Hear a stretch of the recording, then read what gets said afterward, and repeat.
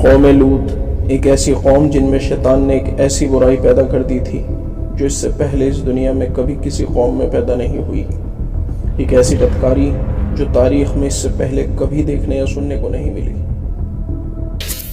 دیکھیے، جو سب سے پہلی برائی بنیادی طور پر ان کے اندر پائی گئی وہ وہی تھی جو دوسری قوموں کے اندر تھی، شرک اور بت پرستی۔ اچھا، جیسے نوح علیہ السلام کی قوم شرک اور بت پرستی کے اندر مبتلا تھی، اور دوسری قوموں کا تذکرہ ہے، ان کا بھی یہی معاملہ تھا۔ اللہ تعالیٰ نے ان کو سمجھانے کے لیے لوط علیہ السلام کو پیغمبر بنا کر ان کے پاس بھیجا۔ سمجھنے کی بات یہ ہے کہ لوط علیہ السلام اس قوم کے اندر پیدا نہیں ہوئے، وہ اس قوم کے نہیں تھے۔ عراق سے حضرت ابراہیم علیہ السلام کے ساتھ ہجرت کر کے اللہ کے حکم سے یہاں آئے تھے، رشتہ داری میں حضرت ابراہیم کے بھتیجے تھے۔ یہ صدوم کی بستیاں تھیں، یہ ایک بستی نہیں تھی، دراصل 4 الگ الگ بستیاں تھیں۔ صدوم وہ بستیاں ہیں جو مکہ کے بہت قریب ہیں، جہاں لگ بھگ 4 لاکھ سے بھی زیادہ لوگ آباد تھے، اور یہ بستیاں کافی ترقی یافتہ تھیں۔ لوط علیہ السلام نے ان کو دعوت دی، انہوں نے نافرمانی کی۔ اللہ تعالیٰ نے تنبیہ کے طور پر ان کے اوپر وقتی طور پر ایک عذاب یہ نازل کیا کہ ان کے اوپر سے بارشوں کو روک لیا، جس کے نتیجے میں غلے وغیرہ اگنے، کھیتی اگنے بند ہو گئی۔ ان لوگوں کا معاملہ یہ تھا کہ کھیتی کرتے بھی تھے، اور باہر کی جو دنیا تھی ان کے ساتھ کھیتی کی تجارت بھی کرتے تھے۔ لوگ ان کے پاس آن کر کے غلہ وغیرہ خرید کے لے کے جاتے تھے۔ جب اللہ تعالیٰ کی طرف سے بارشیں رک گئی اور غلہ محدود ہو گیا، تو یہیں سے اس قوم کے اندر وہ برائی جڑ پکڑی ہے کہ جس کی وجہ سے یہ قوم ساری قوموں سے الگ سمجھی جاتی ہے، وہ بے حیائی والا عمل۔ وجہ اس کی یہ تھی کہ ان لوگوں نے دیکھا جب غلہ ہمارا تھوڑا ہے اور لوگ ہمارے پاس آ رہے ہیں، تو انہوں نے لوگوں کو اپنی بستیوں سے روکنے کے لیے سام دام دند بھیڑ جتنے طریقے ہو سکتے تھے سارے اختیار کر لیے۔ ان کے ساتھ لڑتے تھے، رستے بند کر دیا کرتے تھے۔ بالآخر شیطان نے ان کو یہ خباثت سجھائی کہ ان لوگوں سے لڑنے مرنے کا کوئی فائدہ نہیں ہے، تم ان سے لڑو گے تمہارا ٹائم ضائع ہوگا، بندے بھی مریں گے، کچھ ان کے کچھ تمہارے۔ بہتر یہ ہے کہ جیسے ہی ان میں سے کوئی تمہاری بستی میں داخل ہونے کی کوشش کرے تم ان کے ساتھ بدکاری کرنا شروع۔ شیطان ان کے پاس ایک بوڑھے آدمی کی شکل میں آیا اور انہیں نصیحت کی کہ اگر تم ان سے بدکاری کرنا شروع کر دو تو یہ تم سے دوری اختیار کر لیں گے، اور انہوں نے یہی کرنا شروع بھی کیا۔ کافی وقت تک یہ کرتے رہے، اور پوری جو لوگ ان کے پاس آن کر کے غلہ خریدتے تھے ان میں ان کی شہرت ہو گئی کہ یہ لوگ بڑی گندی قوم ہے، ان لوگوں نے ان کی طرف آنا بند کر دیا۔ لیکن شیطان کے بہکانے کی وجہ سے نا یہ قوم اس بدعملی کی عادی ہو گئی تھی، اور جب باہر کے لوگوں نے ان کی طرف آنا بند کر دیا تو ان لوگوں نے یہ کام اپنے اندر ہی شروع کر دیا۔ اپنی قوم کے چھوٹے لڑکوں کو پکڑتے تھے، ان کے ساتھ بدکاری کرتے تھے، جس کے نتیجے میں نہ صرف یہ کہ عذاب بلکہ اللہ تعالیٰ کا غضب ان کے اوپر نازل ہوا۔ اللہ تعالیٰ نے فرشتوں کو انسانی صورت لے کر حضرت لوط علیہ السلام کے پاس بھیجا۔ لوط علیہ السلام نے جب ان کو دیکھا تو گھبرائے، اور ان کے متعلق ان کو فکر ہوئی کہ کہیں میری قوم نے اگر دیکھ لیا تو یہ تو ویسے ہی خبیث ہے، ان لڑکوں کے پیچھے پڑ جائے گا، ان کو تو پتہ نہیں تھا یہ فرشتے۔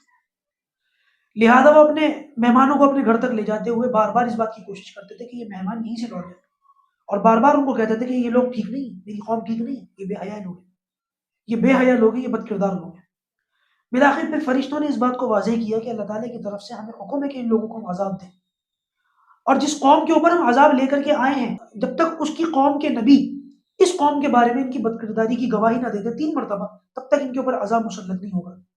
جانے انجانے میں لوط علیہ السلام نے اپنے مہمانوں کو ان کی خباثت سے آگاہ کرنے کی وجہ سے 3 مرتبہ اس قوم کی گواہی دے دی تھی۔ تو لوط علیہ السلام کی 2 بیویاں تھیں جن میں سے ایک اس خباثت میں قوم کے ساتھ شریک تھی، اس نے اپنی قوم کو اشارہ دے دیا کہ ان کے مہمان آئے ہوئے ہیں۔ قوم دوڑی ہوئی بھاگتی ہوئی ان کے مہمانوں کی طرف برائی کے ارادے سے آئی ہے۔ لوط علیہ السلام نے اس موقع پر بھی قوم کو سمجھایا کہ میری بیٹیاں ہیں، ان سے شادی کرو۔ علماء نے دونوں نقطے لکھے ہیں یہاں پر، حقیقی بیٹیاں بھی مراد ہو سکتی ہیں، اور نبی کیونکہ قوم کا روحانی باپ ہوتا ہے تو قوم کے اندر جتنی بچیاں ہیں وہ ساری کی ساری جو ہیں نبی کی بیٹیاں، روحانی بیٹیاں۔ تو دونوں نقطے ہو سکتے ہیں کہ نبی نے روحانی بیٹیوں یا حقیقی بیٹیوں دونوں کی طرف اشارہ کر کے کہا کہ میری بیٹیاں موجود ہیں، نکاح کے ذریعے سے حلال طریقے سے اپنی ضرورت پوری کرو۔ قوم نے اس بات کو نہیں مانا، جس کے نتیجے میں اس وقت جو فرشتے تھے ان میں سے جبرائیل علیہ السلام نے ایک بازو کے ذریعے سے اس قوم کے جتنے لوگ وہاں شریک تھے، وہاں موجود تھے، سب کو اندھا کر دیا۔ اور اس کے بعد لوط علیہ السلام کو یہ حکم دیا کہ اللہ تعالیٰ کی طرف سے یہ پیغام ہے کہ صبح ہوتے ہوتے اس قوم کے اوپر اللہ تعالیٰ کی طرف سے عذاب آ جائے گا، رات کے وقت آپ اپنے گھر والوں کے ساتھ اس بستی کو خالی کیجیے۔ بہرحال ہوا یہی کہ لوط علیہ السلام اللہ تعالیٰ کے حکم سے فرشتوں کے کہنے پر علیہ الصبح بھی قریب، کیا صبح کوئی بہت زیادہ دور نہیں ہے، صبح تو آ گئی، رات کے وقت یہ نکلے ہیں، اور اللہ تعالیٰ کا کرنا ایسا ہوا کیونکہ فرشتوں نے جہاں ان سے یہ نکلنے کو کہا تھا کہ نکل جائیے گا، ساتھ میں یہ بھی کہا تھا کہ اس قوم کے اوپر جب عذاب آئے گا تو ان کے چیخنے چلانے پر، ان کے آہو بکا پر آپ پلٹ کے مت دیکھیے گا۔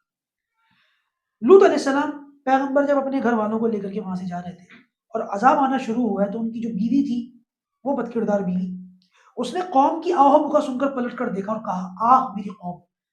اس پلٹ کر دیکھنے اور ان کے اوپر افسوس کرنے کے نتیجے میں ایک پتھر اس کے اوپر بھی آ کے لگا، پکی مٹی کا پتھر، چھوٹی چھوٹی اینٹیں، جیسے چھوٹے چھوٹے پتھر نہیں ہوتے، کنکریاں ہوتی ہیں کھجور کی گٹھلی کی طرح، اس طریقے کے۔